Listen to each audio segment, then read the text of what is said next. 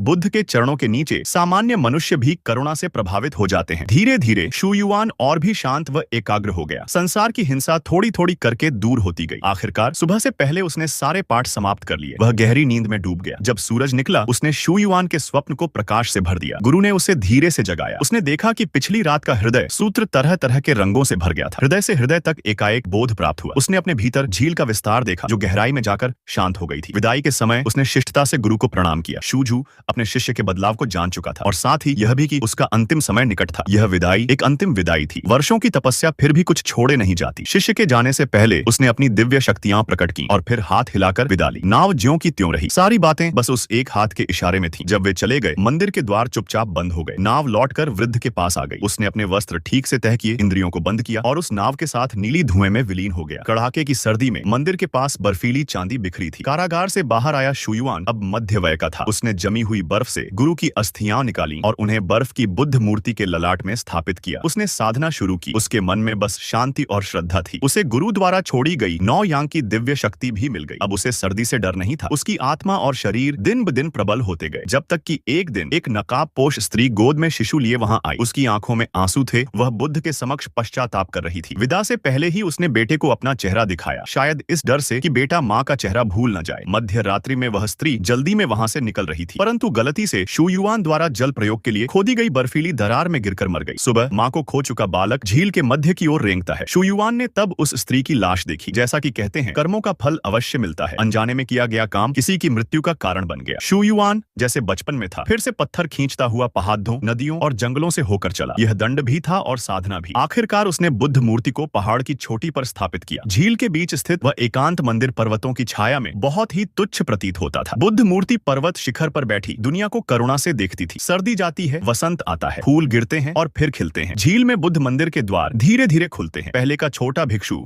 अब बूढ़ा भिक्षु बन गया है। छोटा यिंग अब उसी जैसे दिखता है। वह उसी तरह की शरारत करता है। छोटी मछलियों और सांपों के मुंह में पत्थर डाल देता है। वह इतनी मासूमियत से हंसता है। एक जीवन का उद्धार पूरा हुआ और एक नए जीवन की यात्रा अभी शुरू हुई है। पर्वत की चोटी पर बुद्ध मंदिर और उस छोटी सी मछली को त्रैकालदर्शी दृष्टि से देखते हैं। हर किसी की मुक्ति की प्रतीक्षा करते हुए अगले वसंत के चक्र की प्रतीक्षा